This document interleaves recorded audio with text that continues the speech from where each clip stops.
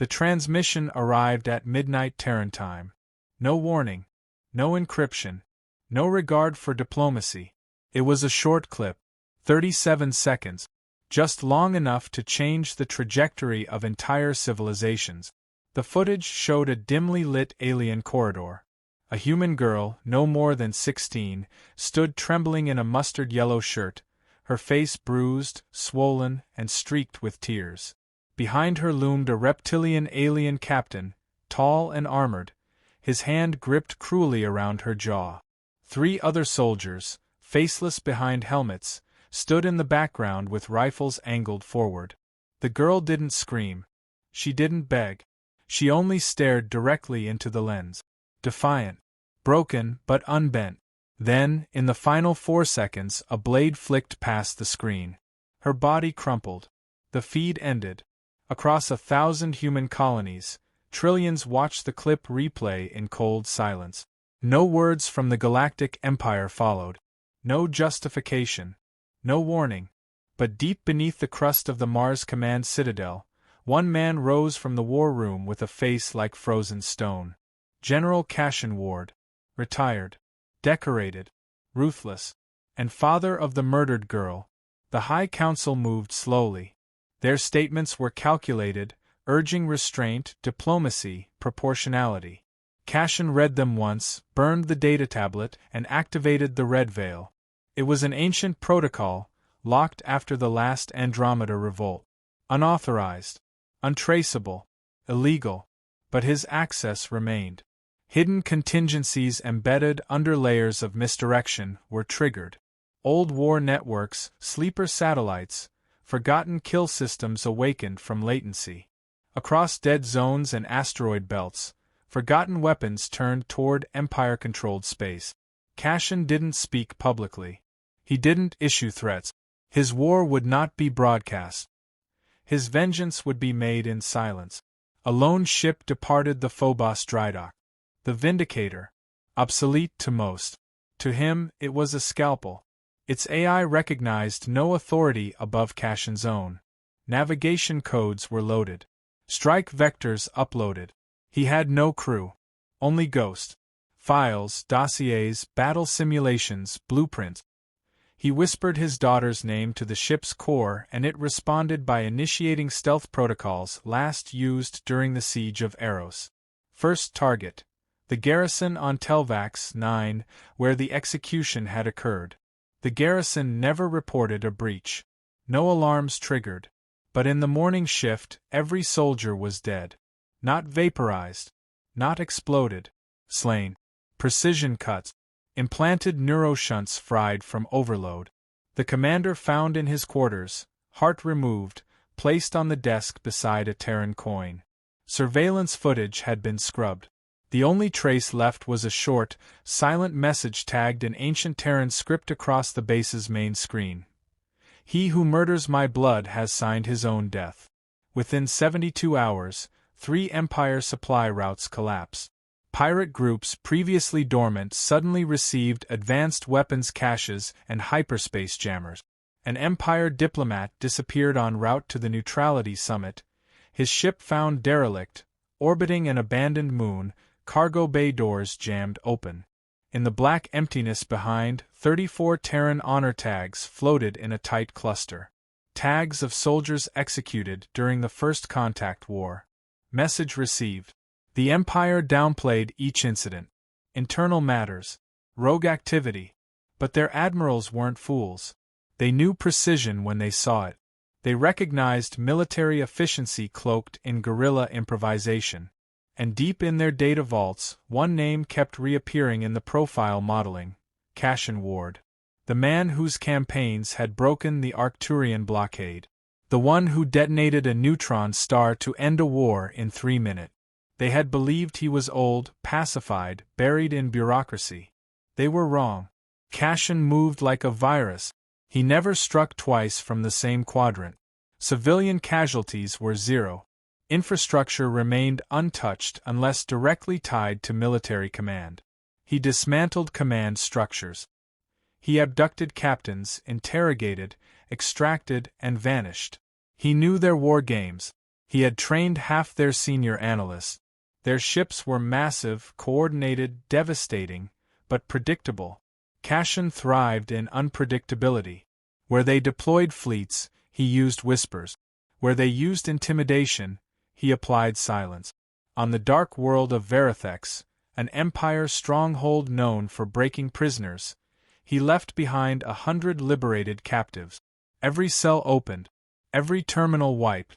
The guards, drugged with their own sedation agents, left asleep. A single message carved into the walls: "We do not forget. We do not forgive." Whispers of a ghost spread among Empire ranks. They feared boarding their own transports. Officers began refusing transfers to border systems. Recruitment plummeted. Morale fractured. Every Empire soldier with Terran blood connections defected or disappeared. One admiral, desperate for calm, attempted to reach out to the Terran government. The reply was diplomatic, denying all knowledge, offering cooperation, expressing grief. But behind closed doors, they issued standing orders to avoid contact with Cashin. He was beyond state, beyond control, beyond containment. Cashin had changed. He no longer operated under flags or orders. He had become something else, a myth wrapped in pain. He didn't raise armies. He raised fear. One man dismantling the command spine of the most powerful interstellar regime. Not with a bomb, not with an invasion, but with intent, skill, and mourning sharper than steel. On an outer colony called Dar the Prime, an elite Empire unit finally traced his path. They anticipated his arrival, laid a trap, used a captured message network to simulate a bait mission, execution of another human prisoner. The bait was meant to lure him. Instead, they found their base's oxygen systems purged 2 hours before the scheduled encounter. 52 dead. No alarms triggered. Only a single feed remained in the ops center, the recording of his daughter's final seconds, now edited. Her face, still defiant, now overlaid with the words, "The price of mercy is justice denied." Empire worlds near the Terran border began evacuating top personnel. Strategic withdrawal, they called it. But every station left behind experienced accidents, containment failures, cyber disruptions, viral wipes. Ships rerouted blindly into black holes. Cashin never left evidence of violence, only effects, precision, erasure. His war was never about bloodlust. It was about memory. He revisited the place where she died. Alone. No weapons. No helmet. The empty corridor remained. Scrubbed clean. The walls were repainted. The soldiers replaced. But he remembered. Every shadow. Every cry. He stood in silence, eyes closed, breathing in the stillness, letting the past fill him. Then he turned, left, and detonated the core reactor. Back on Mars, in a hidden chamber beneath the ruins of his old academy, Cashin watched the Empire transmission finally break its silence. Their Emperor appeared, flanked by trembling generals. He didn't beg. He didn't threaten. He offered reparations, apologies, sanctuary. Cashin paused, let the words play, then deleted the message. There was no more Empire. Only ruins left to fall. The Emperor's message did not slow him. It only confirmed what Cashin already knew. They were broken. Not in infrastructure, not in fleet size, but in will. The Empire, so used to forcing terms with strength, was now seeking peace through pleas. But Cashin didn't come for negotiations. He came for reckoning. And reckoning demands completion. After Telvax 9 and Dar the Prime, Empire fleets increased patrols. Convoys flew under destroyer escort. Security doubled at all high-value installations. But Cashin didn't need vulnerabilities. He created them. He used stolen encryption keys, old service networks, exploited maintenance cycles. He didn't rely on weapons of mass destruction. He used precision, sabotage, disruption. Systems designed to support billions suddenly failed in inexplicable ways. Power cutouts in Empire command centers. Strategic satellites blinded. Propulsion drives refused to ignite. Autonomous defense turrets locked onto friendly target. No one could explain how it was happening. Everyone suspected who was behind it. The Empire began using proxies, contractors, mercenaries, third-party intelligence agents. They believed outsourcing would insulate them from Cashin's wrath. It didn't. The mercenaries he captured were never returned. Their command ships were found adrift, crews missing, black box logs erased except for one chilling audio note on loop. This was never your fight. Go home. Terran media outlets stayed silent. Officially.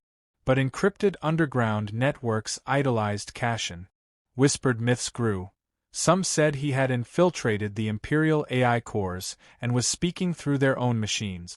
Others claimed he had formed an alliance with post-human networks, that he no longer slept, ate, or bled like a man. None of it mattered to him. Only one mission remained: eliminate every last chain of command responsible for ordering, enabling, or concealing his daughter's execution. He began with Admiral Dyrex, the one who signed off on the Telvax protocol. Dyrex was protected on a ring world within the Nabari system, a fortress layered with thermal nets, EMP barriers, kinetic shield. Cashin didn't assault the fortress. He dismantled its economy. Within 8 days, every cargo vessel refused to dock, every supply run redirected, every communication delayed. The internal population panicked. With pressure mounting, Dyrex attempted to flee in a private shuttle. He never reached orbit. The shuttle exploded mid-rise. Footage later surfaced, showing Dyrex bound, left inside his own command chamber. His last view, a hollow of the girl in yellow, staring him down as the countdown ended. Cashin's next move defied even his old allies' expectations.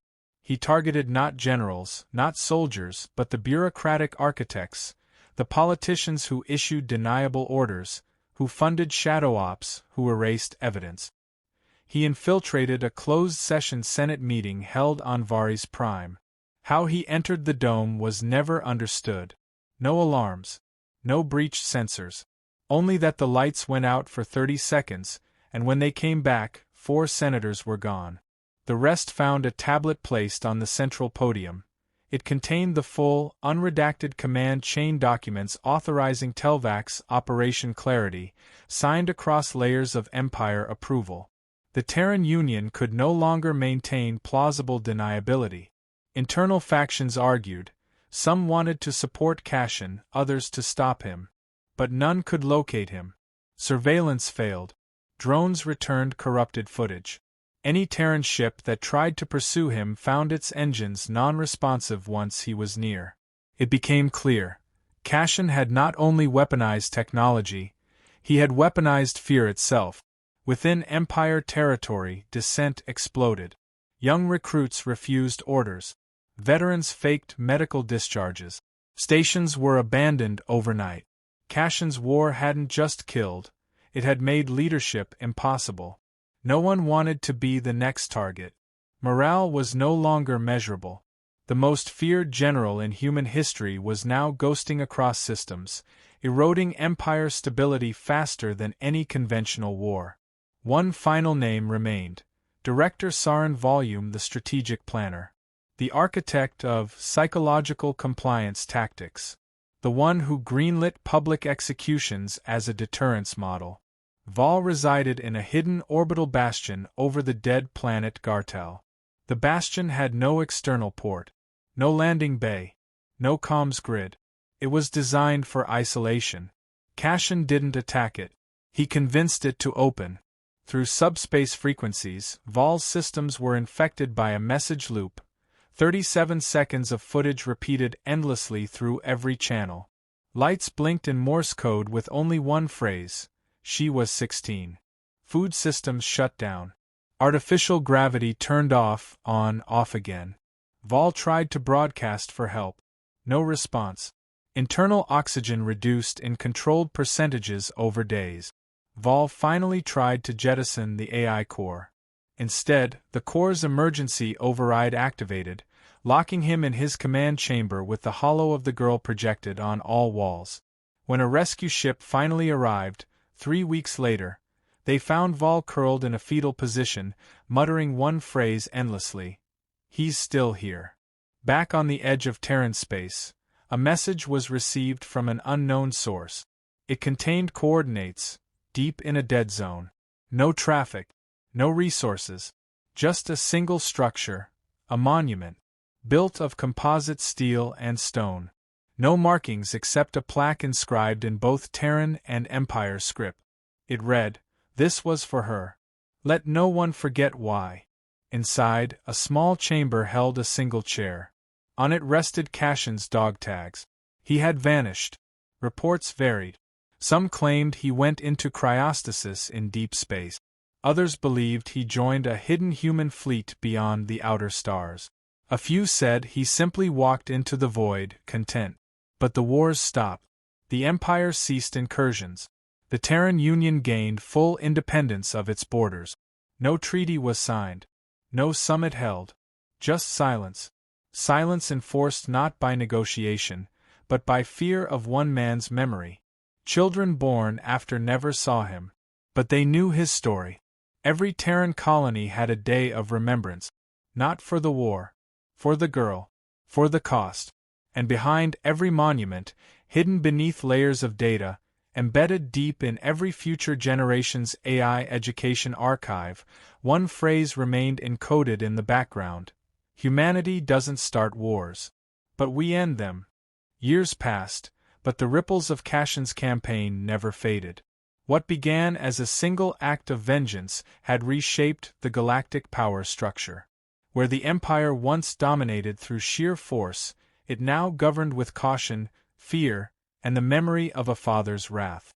The power vacuum left in the aftermath birthed a new era, unstable, fragmented, but momentarily at peace.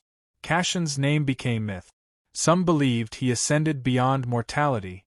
His consciousness merged with ancient AI networks. Others claimed he lived among outworlders, teaching forgotten battle doctrines to those deemed unworthy by the central systems. Regardless of belief, no system dared provoke humanity again. His legend wasn't about firepower. It was about resolve, the terrifying clarity of purpose. Empires didn't fall because of fleet. They collapsed because someone reminded them they could bleed. But peace bred complacency. And in silence, shadows regrew. A new faction emerged from the remnants of the Empire, the Ascendancy. Young, radical, disillusioned with the caution of their elders. They viewed Cashin not as a warning, but as a challenge. A myth to be disproven. Their rise was swift. Systems too eager to believe the war was over welcomed them as reformers. Under the veil of stability, the Ascendancy rebuilt. New doctrines, new weapons, and most dangerously, a new ideology. The assertion that fear must be owned, not avoided. They began small: pirate suppression, border security, economic aid. But beneath the surface, they restructured loyalty. Military training reinstated Empire-era methods. Indoctrination returned. Propaganda evolved, no longer denying Cashin's legend, but framing it as a Terran anomaly, a freak act of human emotion, powerful but ultimately flawed. They spread one phrase across their holonets: purpose without order is chaos. Back on Earth, the Terran Union sensed the shift. But bureaucracy slowed response. Politicians feared destabilizing trade. Generals hesitated, unwilling to invoke the ghost of a war they couldn't control. The new generation had grown without the trauma of Cashin's era. His story was now textbook material, diluted by time. They underestimated what it had taken to hold peace. Only a few remembered the truth. Among them was Elira Voss, former intelligence operative, one of the few to have served directly under Cashin during the early retaliations. She tracked the Ascendancy's rise long before it was public. Every flag transmission, every reorganized fleet, every encrypted rally point, they matched patterns she'd seen before. When she presented her findings, she was dismissed. They called it paranoia, legacy trauma, the ramblings of a relic. She left the Union command and disappeared into the fringe world. But she had one advantage. Cashin had trusted her with something before his disappearance. A sealed node, uncrackable by standard protocols. Its encryption bore only one instruction: when they forget, remind them. Elira activated the node. It unfolded not into data, but strategy, Cassion's last contingency. Not a weapon, a doctrine. One designed not to fight another war, but to make sure no war like his ever happened again. It outlined psychological deterrence, sociopolitical inflection triggers, and surgical influence methods that could destabilize an entire regime from within, non-lethal, precise, moral by design. A new warfare model that didn't glorify destruction but institutional collapse. She didn't broadcast it. She enacted it. Quietly. The ascendancy began to fray. Their recruitment collapsed from inside. New soldiers reported psychological disturbances, visions, phantom warnings, targeting failures. Propaganda backfired. Entire sectors refused re-enlistment. Manufacturing slowed. Their systems glitched without clear cause. Logistics collapsed not through attack but by silence. Contracts voided, agreements forgotten, dependencies denied. They sought the source. They sent agents. None returned. Elira was never seen on a battlefield. She never fired a weapon. She simply inverted their structure. She weaponized doubt. Where Cassion had burned with fury, she struck with subtlety. His war broke the body. Hers severed the soul. By the third year of her campaign, the Ascendancy's outer systems declared neutrality. Factions turned inward, paranoid. Their leader, Varn Tell, issued a final broadcast, declaring a new crusade to restore order. But when he spoke, every screen flickered. A girl appeared behind him, pale, crying, silent. No words. Just eyes. The feed ended. Varn vanished. The Ascendancy disbanded within weeks. Systems severed their ties. The new threat faded as quickly as it had formed. And in the ruins, one message was recovered, left embedded in the mainframe of their headquarters, encoded with Cassion's unique cipher. It read, "You tried to erase grief. We made it eternal." Elira disappeared again. She left no monument, no trail. Like her mentor, she had no interest in being remembered. But the Terran Union changed. Quietly, fundamentally. Military command restructured around deterrence principles. Education was reformed to teach empathy before tactic. Memory protocols were reinstated. Not to glorify the war, but to years later, a child on a colony moon found a data shard buried near a reactor site. It played a single clip. Cassion sitting in a ruined field, speaking softly to someone off-screen. "I didn't want to be a legend. I just wanted her back. But if you're seeing this, it means peace is fragile. So remember something for me. Humanity doesn't endure because we're the strongest. We endure because when the ones we love are taken, we don't stop." The clip ended. No signature. No command tag. That child would grow up to write a treaty, one that bound 5 species under a unified law of war prevention. Its foundation wasn't law or diplomacy. It was memory. And its emblem wasn't a flag or crest. It was a yellow shirt, hung in silence, forever,